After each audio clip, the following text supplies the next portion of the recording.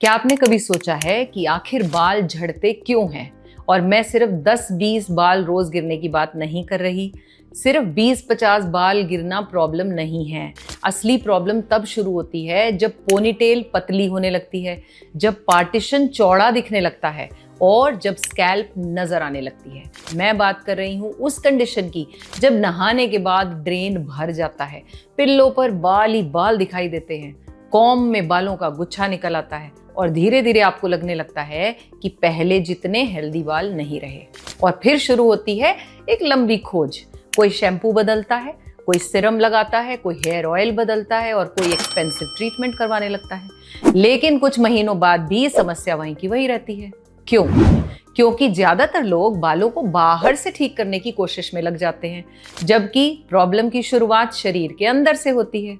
और शायद आपको ये जानकर हैरानी होगी कि आज मैं जिन 5 फूड आइटम्स की बात करने वाली हूँ, उनमें से 4 चीजें अभी इसी समय आपकी किचन में भी मौजूद हो सकती हैं। और हाँ, वीडियो के एंड में मैं आपको एक सिंपल डेली रूटीन भी बताऊंगी, जिसे फॉलो करके आप इन सब फूड्स को आसानी से अपनी लाइफ में शामिल कर सकते हैं। इनमें ना कोई एक्सपेंसिव सिरम, ना कोई इंपोर्टेड सप्लीमेंट, ना हजारों रुपए के ट्रीटमेंट्स, बल्कि ऐसी चीजें जिन्हें हमारे दादा दादी, नाना नानी वर्षों से खाते आ रहे हैं, लेकिन आज हम इन्हें भूलते जा रहे हैं। बालों के केस में लेकिन अच्छी बात यह है कि इनका झड़ना हमेशा परमानेंट नहीं होता। बहुत सारे केसेस में शरीर सिग्नल दे रहा होता है कि उसे भैया कुछ न्यूट्रिएंट्स दे दो, कुछ सपोर्ट और कुछ लाइफस्टाइल चेंजेस दे दो। और जब आप शरीर को वो सही रॉ मटेरियल देना शुरू कर देते हो तो अक्सर कुछ ही हफ्तों में आपको फर्क दिखना भी शुरू हो जाता है। मैंने ही बहुत सारे लोगों को इन चीजों के बारे में बताया और कुछ ही दिनों में कई लोगों को कंघी में कम बाल दिखाई देने लगे, बाल पहले से मजबूत महसूस होने लगे और कई लोगों ने तो नए छोटे छोटे बेबी हेयर भी देखे हैं। अब यहाँ एक बात मैं पहले ही साफ कर देती हूँ। आज मैं जिन 5 फूड्स की बात करने वाली हूँ, ऐसा बिल्कुल जरूरी नहीं है कि आपको 5 ही खाने पड़े। इनमें से हर एक फूड अपने आप में इतना पावरफुल है कि अगर आप रेगुलरली सिर्फ 1 या 2 चीजें भी अपनी लाइफस्टाइल में ऐड कर लें तो शरीर को अंदर से सपोर्ट मिलना शुरू हो सकता है। क्योंकि बालों को सबसे ज्यादा जरूरत होती है सही न्यूट्रिशन, अच्छा डाइजेशन और हेल्दी ब्लड सर्कुलेशन की। और आज हम जिन फूड्स की बात कर रहे हैं वो इन तीनों क्षेत्रों पर काम करते हैं, आयुर्वेद की दृष्टि से भी और मॉडर्न साइंस की दृष्टि से भी। तो आइए सबसे पहले समझते हैं आखिर बाल झड़ते क्यों हैं। क्योंकि जब तक कारण नहीं समझेंगे सॉल्यूशन कैसे करेंगे। और मुझे पूरा विश्वास है कि आज जिन कारणों की हम बात करेंगे उनमें से कम 2-3 कारण आपको लगेंगे ये तो मेरी लाइफ की बात हो रही है।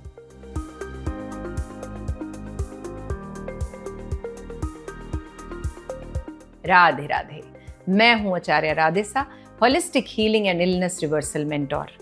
राधा रानी की कृपा और आशीर्वाद से मुझे अब तक हजारों लोगों के शरीर और जीवन को नेचुरल हीलिंग की दिशा में वापस लाने का सौभाग्य मिला है।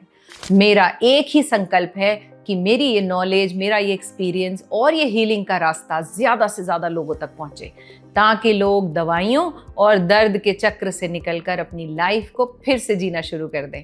और इस जर्नी में मुझे आपके साथ की सबसे ज्यादा जरूरत है। अगर मेरी बातें आपके दिल तक पहुंचती हैं तो वीडियो को लाइक किया करें और अपने परिवार और ज़रूरतमंद लोगों के साथ अभी शेयर कर लें, ताकि वो भी इस हीलिंग जर्नी का हिस्सा बन सकें। और हाँ, अगर आप चैनल पर नए हो तो जल्दी से सब्सक्राइब करो। देखिए, बालों का झड़ना कोई अचानक होने वाली घटना नहीं है। ये शरीर के अंदर कई महीनों से चल रहे इम्बैलेंस का रिजल्ट होता है। पहला कारण नोट करें, क्रॉनिक स्ट्रेस। आजकल हर व्यक्ति शारीरिक रूप से कम लेकिन मानसिक रूप से ज्यादा थका हुआ है। काम का तनाव, परिवार की चिंता, फाइनेंशियल प्रेशर, लगातार मोबाइल स्क्रोलिंग और दिमाग को आराम देने का समय नहीं। बेटा जी, कभी नोटिस किया है जिस दिन स्ट्रेस ज्यादा होता है उस दिन हेयर फॉल भी ज्यादा नजर आता है। नहाना खत्म करो और ड्रेन में पहले से ज्यादा बाल पड़े हुए दिखाई देते हैं। देखो, मॉडर्न रिसर्चेस भी बताती हैं कि लगातार स्ट्रेस रहने पर कॉर्टिसोल बढ़ सकता है और जब कॉर्टिसोल लंबे समय तक हाई रहता है तो हेयर ग्रोथ का जो साइकिल है वो इफेक्ट हो जाता है। बाल रेस्टिंग फेज में जाने लगते हैं, धीरे धीरे बाल पतले होने लगते हैं और बंदा सोचता है मैं तो अच्छा खा रहा हूं फिर भी बाल क्यों झड़ रहे हैं। नोट करिए दूसरा कारण, आयरन की कमी, विशेषकर महिलाओं में। अगर शरीर में आयरन कम होगा तो आयरन ऑक्सीजन को कैरी करता है, उसका ट्रांसपोर्ट भी इफेक्ट हो जाएगा और ऑक्सीजन के बिना फॉलिकल्स या तो ग्रो ही नहीं करेंगे या फिर बहुत ही पतले होने लग जाएंगे। क्या आपको पता है बाल जीवित टिश्यू नहीं है, लेकिन उनकी जड़ें जीवित हैं, उन्हें लगातार ऑक्सीजन चाहिए। इसीलिए आयरन डेफिशिएंसी में अक्सर हेयर फॉल, हेयर थिनिंग या थकावट रहना या वीकनेस साथ साथ दिखाई देता है। Ladies, do you feel this? लिख कर बताओ यस। तीसरा कारण नोट करो, न्यूट्रिशन की कमी। आजकल लोग भैया कैलोरीज तो बहुत ले रहे हैं लेकिन न्यूट्रिएंट्स बहुत कम। बिस्किट्स, चाय, भुजिया, हैवी खाना, इसी वजह से न्यूट्रिएंट्स प्रॉपर्ली मिलते ही नहीं और शरीर सर्वाइवल मोड में चला जाता है। शरीर कहता है पहले हार्ट को पोषण दूं, फिर लिवर को दूं, फिर ब्रेन को दूं और बालों की बारी सबसे बाद में आएगी, क्योंकि वो उसे बहुत अर्जेंट नहीं मानता। इसीलिए कई बार हेयर फॉल शरीर की डेफिशिएंसी का सिग्नल होता है। लेकिन हेयर फॉल की दुनिया में एक और डेफिशिएंसी है जिसके बारे में बहुत कम लोग बात करते हैं और वो है प्रोटीन डेफिशिएंसी, और वही है मेरा चौथा कारण, प्रोटीन की कमी। अब एक बहुत बड़ा मिथ यहां तोड़ते हैं कि प्रोटीन सिर्फ जिम वालों के लिए ही होता है, और सच ये है कि भारत में प्रोटीन अवेयरनेस आज भी काफी कम है और यही कारण है कि बहुत से लोग सफिशिएंट प्रोटीन के बिना ही सालों निकाल लेते हैं। लेकिन सच ये है कि बालों का मेजर हिस्सा केराटिन नामक प्रोटीन से बना है। अगर शरीर के पास प्रोटीन ही नहीं होगा तो नए मजबूत बाल कैसे बनेंगे? इसलिए मैं हमेशा कहती हूँ हेयर फॉल का इलाज केवल स्कैल्प पर नहीं, प्लेट में भी होता है। पांचवा कारण, poor gut health. Gut health वो कैसे हेयर फॉल का कारण हो सकता है? देखिए, अगर आपको गैस रहती है, ब्लोटिंग रहती है, एसिडिटी रहती है, कॉन्स्टिपेशन रहती है, और ये जो कॉन्स्टिपेशन रहना, पहले कमेंट में लिख के बताओ जिनको ये प्रॉब्लम है, गट लिख दीजिए। मैं देखना चाहती हूँ कि कितने लोगों को ये प्रॉब्लम्स हैं।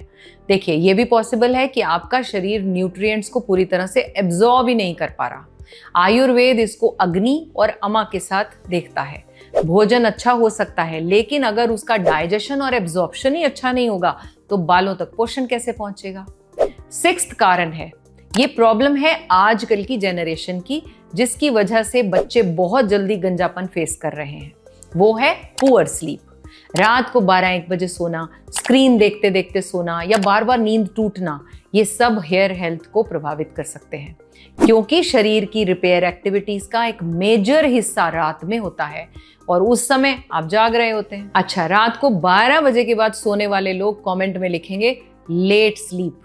ऑल राइट, और ध्यान दीजिए, इन सभी कारणों में से कई ऐसे हैं जिन्हें हम केवल अपनी प्लेट और लाइफस्टाइल के बदलाव से काफी हद तक सपोर्ट कर सकते हैं।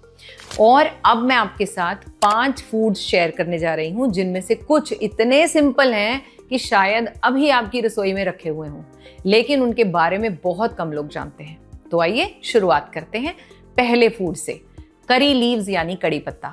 क्या आपने कभी गौर किया है कि भारत के कुछ हिस्सों में लोगों के बाल उम्र बढ़ने के बाद भी काफी घने, मजबूत और काले दिखाई देते हैं? लिख के बताना किस हिस्से की बात कर रही हूं मैं। इसके पीछे का कारण सिर्फ जेनेटिक्स नहीं है, उनकी कुछ ट्रेडिशनल खान पान की आदतें भी है, और उन्हीं में से एक है कड़ी पत्ता। जी हाँ, वही कड़ी पत्ता जिसे बहुत से लोग सब्जी या पोहा से निकालकर प्लेट के किनारे पर रख देते हैं। लेकिन आयुर्वेद की दृष्टि से देखें तो ये एक साधारण पत्ता नहीं है। आयुर्वेद में बालों को केवल ब्यूटी का हिस्सा नहीं माना गया। आचार्य वाघभट्ट ने अष्टांग हृदय में बताया कि शरीर की टिश्यूज का नरिशमेंट सिक्वेंशियल होता है। मतलब जब भोजन सही तरह से पचता है तो उससे रस बनता है, रस से रक्त बनता है और आगे चलकर टिश्यूज का पोषण होता है। जब ये पोषण सीक्वेंस वीक पड़ जाए तो उसका इफेक्ट आपके स्किन, नेल्स और बालों में दिखाई देने लगता है। यही कारण है कि आयुर्वेद केवल बालों पर कुछ लगाने की बात नहीं करता, बल्कि बालों के लिए शरीर के अंदर पोषण को महत्व देता है, और कड़ी पत्ता इसी पोषण का एक सबसे सहायक इंग्रेडिएंट है। अब मॉडर्न साइंस की बात करें तो कड़ी पत्ते में आयरन, बीटा कैरोटीन, पॉलीफिनॉल्स और कई एंटीऑक्सीडेंट कंपाउंड्स पाए जाते हैं। आपने अक्सर देखा होगा जिन लोगों में आयरन की कमी होती है उन्हें हेयर फॉल, थकावट और कमजोरी जैसी प्रॉब्लम्स की साथ में हो जाती हैं। लेकिन यहाँ एक बहुत ही इंटरेस्टिंग बात यह है कि कई बार समस्या केवल न्यूट्रिएंट्स की कमी नहीं होती, लगातार ऑक्सीडेटिव स्ट्रेस हो सकता है, यानी शरीर में बनने वाले फ्री रेडिकल्स।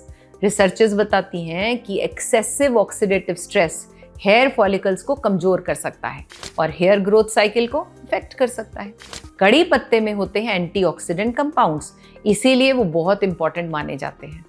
अब मैं ये नहीं कह रही कि केवल कड़ी पत्ता खाने से आपके सारे के सारे बाल वापस आ जाएंगे, लेकिन मैं ये जरूर कह रही हूँ कि अगर आपके बालों को सही रॉ मटेरियल नहीं मिल रहा तो शरीर को सपोर्ट देने वाले फूड की जरूरत पड़ेगी और कड़ी पत्ता उनमें से एक है। अब क्वेश्चन है कि इसे लिया कैसे जाए। देखिए, मेरे एक्सपीरियंस के हिसाब से एक सिंपल तरीका है, सुबह उठते ही खाली पेट 10 से 15 पत्ते आप चबा चबा कर खा लिया करें। ओके, जल्दी जल्दी निगलना नहीं है, गुनगुने पानी के साथ आप इसे ले सकते हैं। अगर ये पॉसिबल नहीं तो इसे भैया पोहे में, उपमा, मूंग की दाल का चीला, सब्जी, किसी भी चीज में आप मिलाकर ले सकते हैं। साउथ इंडिया में कड़ी पत्ता केवल स्वाद के लिए नहीं डाला जाता, वो वहाँ की फूड कल्चर का हिस्सा है और शायद यही छोटी छोटी आदतें वर्षों बाद बड़े रिजल्ट दिखाती हैं। तो अगर आप बालों के लिए कुछ नया शुरू करने का सोच रहे हो तो सबसे पहले अपनी प्लेट में कड़ी पत्ते को वापस ले आओ। हो सकता है आपके बालों को इसी छोटे से कदम की जरूरत हो।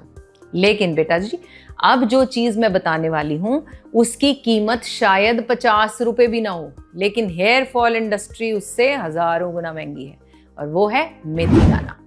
मेथी दाना कोई नया सुपरफूड नहीं है, ये हजारों सालों से इंडियन किचन का पार्ट रहा है और आयुर्वेद में भी मेथिका का वर्णन ऐसे द्रव्यों के रूप में किया गया है जो शरीर को बल देता है, पोषण देता है। लेकिन अब मॉडर्न साइंस भी इसके कई गुणों को समझाने लगी है। रिसर्चर्स ने बताया कि मेथी में फ्लेवोनॉइड्स और कई एंटीऑक्सीडेंट कंपाउंड्स पाए जाते हैं। ये कंपाउंड शरीर में ऑक्सीडेटिव स्ट्रेस को कम करने में हेल्प करते हैं।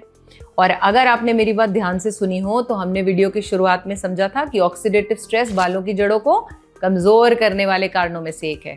यानी बात केवल बालों पर कुछ लगाने की नहीं है, बल्कि शरीर को ऐसे न्यूट्रिएंट्स देने की है जो बालों की जड़ों को अंदर से सपोर्ट कर सके। एक और बात जो मुझे मेथी के बारे में बहुत पसंद है वो है कि ये बहुत महंगी चीज नहीं है। कई बार लोग हेयर फॉल के लिए हजारों रुपए के प्रोडक्ट खरीद लेते हैं, लेकिन रसोई में रखी 50 रुपए की मेथी को मौका ही नहीं देते।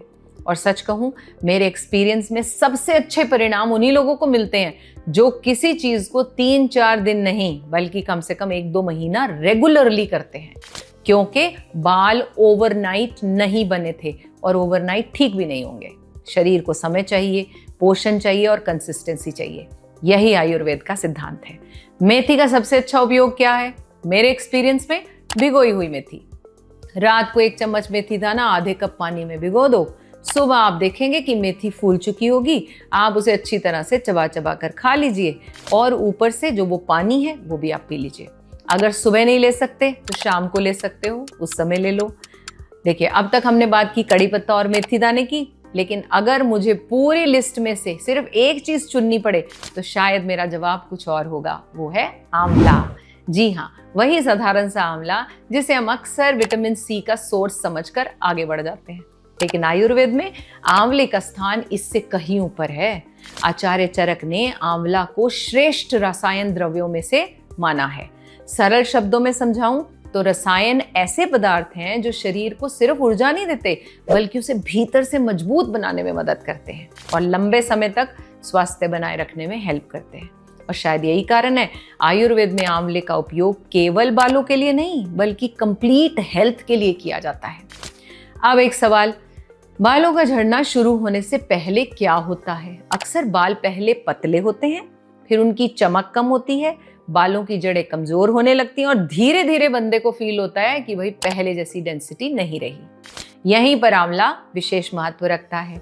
मॉडर्न रिसर्च बताती है कि आंवला में विटामिन सी के अलावा भी कई महत्वपूर्ण फाइटोन्यूट्रिएंट्स होते हैं, जैसे gallic acid, ellagic acid, tannins, polyphenols. ये कंपाउंड्स एंटीऑक्सीडेंट एक्टिविटीज के लिए जाने जाते हैं। अब एक और दिलचस्प बात, बहुत से लोग केवल बाहरी प्रोडक्ट पर ध्यान देते हैं, लेकिन बालों की जड़ों को मजबूत रखने के लिए शरीर को कोलेजन भी चाहिए, और विटामिन सी कोलेजन फॉर्मेशन में इंपॉर्टेंट भूमिका निभाता है। यानी आंवला केवल एक न्यूट्रिएंट नहीं दे रहा, बल्कि कई लेवल्स पर सपोर्ट दे रहा है। शायद यही कारण है कि सदियों से भारत के घरों में च्यवनप्राश से लेकर अनेक ट्रेडिशनल फॉर्मुलेशंस तक आंवला को स्पेशल इंपॉर्टेंस दिया गया है। अब सवाल आता है, इसे लिया कैसे जाए? सबसे अच्छा तरीका क्या है? सीजनल फ्रेश आंवला। अगर ताजा आंवला उपलब्ध है तो उसे कच्चा चबा चबा कर खाया जा सकता है, या फिर उबाल कर चटनी के रूप में या भोजन के साथ अचार की तरह भी लिया जा सकता है। आप चाहें तो 2 आंवला, थोड़ा सा कड़ी पत्ता, थोड़ा भुना हुआ जीरा, काला नमक और थोड़ा पानी मिक्स करके एक सिंपल सा ड्रिंक भी बना सकते हैं। अगर ताजा आंवला अवेलेबल नहीं तो आंवला चूर्ण भी एक बहुत अच्छा ऑप्शन हो सकता है। कुछ लोग रात को सोने से पहले आधा चम्मच आंवला चूर्ण शहद के साथ लेते हैं, लेकिन रेगुलरिटी यहाँ भी सबसे इंपॉर्टेंट है। बेटा जी, अगर कोई 15-20 दिन तक लगातार आंवला लेना शुरू करे तो उसे केवल बालों में ही नहीं, बल्कि ओवरऑल फ्रेशनेस और एनर्जी में भी डिफरेंस महसूस हो सकता है। कहानी अभी खत्म नहीं हुई, क्योंकि अगला फूड ऐसा है जिसके बारे में मॉडर्न साइंस ने इतने इंटरेस्टिंग रिजल्ट्स दिखाए हैं कि रिसर्चर्स भी हैरान रह गए। और वो क्या है? Pumpkin seeds. पंपकिन सीड्स का नाम सुनकर शायद कुछ लोग कहेंगे, अरे ये तो विदेशों में खाया जाता है। लेकिन जो बात मुझे इसके बारे में सबसे ज्यादा इंटरेस्टिंग लगती है वो उसका न्यूट्रिशन नहीं, बल्कि उसके ऊपर हुई रिसर्च है। क्योंकि बालों के झड़ने पर रिसर्च करना आसान नहीं होता, फिर भी पिछले कई वर्षों में पंपकिन सीड्स पर काफी स्टडीज हुई, जिन्होंने रिसर्चर्स का ध्यान बहुत अट्रैक्ट किया। इसका मतलब यह नहीं कि पंपकिन सीड्स कोई जादू है, लेकिन इतना जरूर है कि हेयर हेल्थ की बात हो तो ये एक बहुत ही इंटरेस्टिंग फूड बन जाता है। अब सवाल है, आखिर इसमें ऐसा क्या है? सबसे पहले इसमें बहुत हैवी मात्रा में जिंक पाया जाता है, और जिंक का संबंध केवल इम्यूनिटी से नहीं, कई स्टडीज में देखा गया कि जिंक की कमी वाले लोगों में हेयर फॉल ज्यादा देखने को मिलता है। क्यों? क्योंकि बालों की जड़ों को भी लगातार न्यूट्रिशन की आवश्यकता होती है, और जिंक उन न्यूट्रिएंट्स में से एक है जो हेयर फॉलिकल्स के सामान्य कार्य में भूमिका निभाते हैं। लेकिन कहानी अभी भी खत्म नहीं हुई। पंपकिन सीड्स में हेल्दी फैट्स, मैग्नीशियम और प्लांट कंपाउंड्स भी पाए जाते हैं। और याद रखिए, बाल केवल प्रोटीन से नहीं बनते, उन्हें हेल्दी फैट्स की भी तो जरूरत होती है। कई लोग इतना लो फैट डाइट करने लगते हैं कि शरीर को जो नेसेसिटी है, फैटी एसिड्स हैं, वो ही नहीं मिलते, और इसका प्रभाव धीरे धीरे उनकी त्वचा, उनके बालों पर दिखने लगता है। अब आयुर्वेद की दृष्टि से देखें तो अत्यधिक रूखापन यानी ड्राइनेस वात बढ़ाता है, और बढ़ा हुआ वात अक्सर बालों की क्वालिटी पर इफेक्ट डालता है। यही कारण है आयुर्वेद हमेशा बैलेंस और स्निग्ध आहार की बात करता है। अब मैं ये कह रही हूँ कि पंपकिन सीड्स खाने से अचानक बाल नहीं आएंगे, लेकिन मैं ये भी कह रही हूँ कि अगर शरीर को जिंक, हेल्दी फैट्स और मिनरल की नीड है तो ये एक बहुत अच्छा फूड ऑप्शन है, और ये इफेक्ट डाल सकता है। अब सवाल आता है, इन्हें खाया कैसे जाए? देखो, सबसे आसान तरीका क्या है? Roasted pumpkin seeds. दिन में किसी भी टाइम 1 से 2 चम्मच आप सीड्स लीजिए, उन्हें आप रोस्ट कीजिए, और एक छोटी सी बात का ध्यान रखें, अगर पॉसिबल हो उन्हें रोस्ट करके या भिगोकर ही खाएं, क्योंकि इससे ये खाने में बेहतर भी लगते हैं और पचाने भी आसान होते हैं। आप इन्हें सैलेड के ऊपर डालकर खा सकते हो, सूप पर स्प्रिंकल करके ले सकते हो, इवनिंग स्नैक्स की तरह खा सकते हो, या फिर अपने ट्रेल मिक्स में शामिल कर सकते हो। और सच कहूं, शाम की क्रेविंग्स के समय चिप्स बिस्किट खाने से बेहतर आइडिया है इन्हें लेना। ऑल राइट, अब मैं आपको जिस फूड के बारे में बताने जा रही हूँ उसे सुनकर शायद कुछ लोग थोड़े निराश भी हो जाएं, क्योंकि इनमें कोई फैंसी नाम नहीं है, ये कोई इंपोर्टेड सुपर फूड नहीं है, ना ही हजारों रुपए में मिलने वाला कोई सप्लीमेंट। ये तो वर्षों से हमारी किचन में होता है, लेकिन कई बार सबसे साधारण चीजें ही सबसे असाधारण परिणाम देती हैं। क्या है वो? मूंग की दाल। क्योंकि ये एक फैंसी नाम नहीं, कोई इंपोर्टेड सुपर फूड नहीं, और हजारों रुपए में नहीं मिल रहा, ये तो वर्षों से हमारी किचन में बनाया जा रहा है। अब आप सोच रहे होंगे कि बालों और मूंग की दाल का क्या रिलेशन है, तो आइए इसे समझते हैं। जब भी बालों के लिए लोग फूड्स खोजते हैं तो उनका ध्यान अक्सर रेयर फ्रूट्स, एक्सपेंसिव सप्लीमेंट्स या फिर जो फॉरेन सुपर फूड होते हैं उस पर जाता है। लेकिन हमारी ट्रेडिशनल इंडियन थाली में ऐसी चीजें मौजूद हैं जो शरीर को बहुत गहराई से सपोर्ट करती हैं, और मूंग दाल उनमें से एक है। आयुर्वेद में मूंग को सबसे श्रेष्ठ दालों में गिना गया है। आचार्य चरक ने भी मूंग को उल्लेख किया है ऐसे आहार के रूप में जो शरीर को पोषण देती है और अपेक्षाकृत आसानी से पचती है। यही कारण है बीमारी के बाद रिकवरी में या उपवास के बाद और कई आयुर्वेदिक आहार प्लानिंग जो की जाती है उसमें मूंग की दाल का विशेष स्थान होता है। अब एक बात समझिए, जब बाल कमजोर होने लगते हैं तो केवल बाल ही कमजोर नहीं हो रहे होते, कई बार व्यक्ति को साथ में ये भी महसूस होता है कि वो जल्दी थक रहा है, शरीर में कमजोरी है, तो उनकी स्किन भी बहुत ग्लो करना बंद कर गई है, नाखून कमजोर हो गए हैं क्योंकि शरीर को ओवरऑल सपोर्ट नहीं मिल रही। और यही मूंग दाल बहुत इंपॉर्टेंट है। मॉडर्न न्यूट्रिशन के अनुसार मूंग दाल में protein, iron, folate, magnesium, potassium जैसे बहुत सारे इंपॉर्टेंट न्यूट्रिएंट्स होते हैं। लेकिन मुझे मूंग की दाल की सबसे बड़ी खूबी क्या लगती है, ये कि केवल पोषण ही नहीं देती बल्कि मैक्सिमम लोगों को पचने में भी आसान होती है। और आयुर्वेद में ये बात बहुत इंपॉर्टेंट मानी गई है क्योंकि केवल खाना ही पर्याप्त नहीं है, शरीर को उससे लाभ भी मिलना चाहिए। अब सवाल आता है इसे लिया कैसे जाए। सबसे आसान तरीका है मूंग दाल की साधारण दाल बनाएं, लेकिन आप थोड़ा वैरायटी चाहते हो तो मूंग की दाल का चीला बना सकते हो, मूंग दाल की खिचड़ी, स्प्राउटेड मूंग, मूंग दाल का सूप भी एक बहुत अच्छा ऑप्शन है।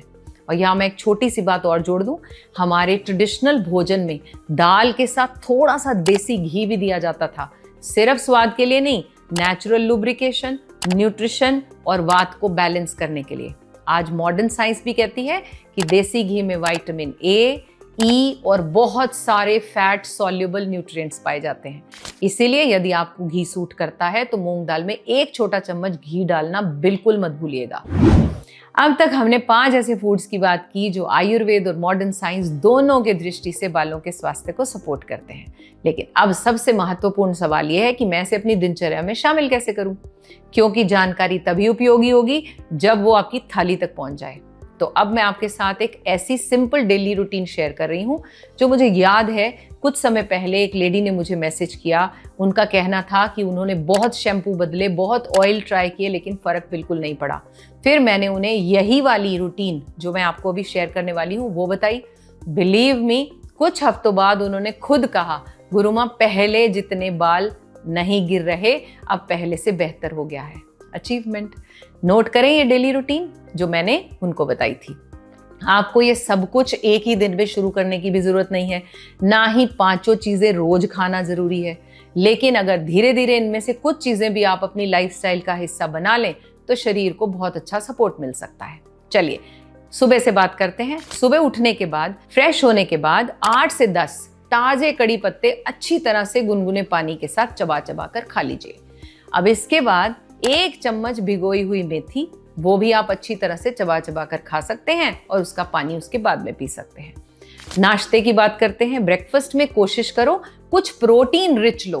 मूंग की दाल का चीला ले लो, पोहा लो जिसमें बहुत सारा कड़ी पत्ता और पीनट्स डला हो, सब्जियां डली हो। दही के साथ आप ट्रेडिशनल नाश्ता जैसे कि चने की दाल की स्टफ करके रोटी या सत्तू की रोटी, ये आप ले सकते हो। दोपहर का भोजन नॉर्मल घर का खाना, लेकिन कोशिश करो कि उसमें मूंग की दाल या चने की दाल या कोई भी प्रोटीन रिच दाल लो, लेकिन हो तो ऊपर से 1 चम्मच देसी घी जरूर डालना है। शाम को जब क्रेविंग्स हो तब चिप्स बिस्किट्स की बजाय 1-2 चम्मच रोस्टेड पंपकिन सीड ले लो, ये बहुत अच्छा ऑप्शन है। रात को भोजन हल्का रखो और सोने से पहले आधा चम्मच आंवला चूर्ण या मौसम अगर अवेलेबल है फ्रेश आंवला तो वो ले सकते हो। अगर कोई इस रूटीन को 15 दिन भी फॉलो कर गया तो देखेगा कि बालों का झड़ना काफी कम होने लगा। लेकिन याद रहे, केवल फूड ही पर्याप्त नहीं है। अगर आप देर रात से सो रहे हो, लगातार स्ट्रेस में हो, दिन भर बैठे रहते हो, शरीर को प्रॉपर आराम नहीं देते, तो केवल फूड से भी चमत्कार नहीं होगा। इसलिए सफिशिएंट नींद, रोज थोड़ी सी फिजिकल एक्टिविटी, योग, प्राणायाम, स्ट्रेस मैनेजमेंट करते रहा करो, क्योंकि हेल्दी बाल केवल स्कैल्प नहीं पूरे बॉडी के बैलेंस को दिखाते हैं। सो आज से एक काम कीजिए, अगली बार जब आपके हाथ में कुछ बाल आए तो सिर्फ उन बालों को मत देखिए, ये भी सोचिए कि शायद आपका शरीर आपसे कुछ बात करने की कोशिश कर रहा है। अगर आपको ये जानकारी इंफॉर्मेटिव लगी हो तो अभी के अभी अपने फ्रेंड्स और रिलेटिव्स के साथ शेयर कीजिए। राधे राधे।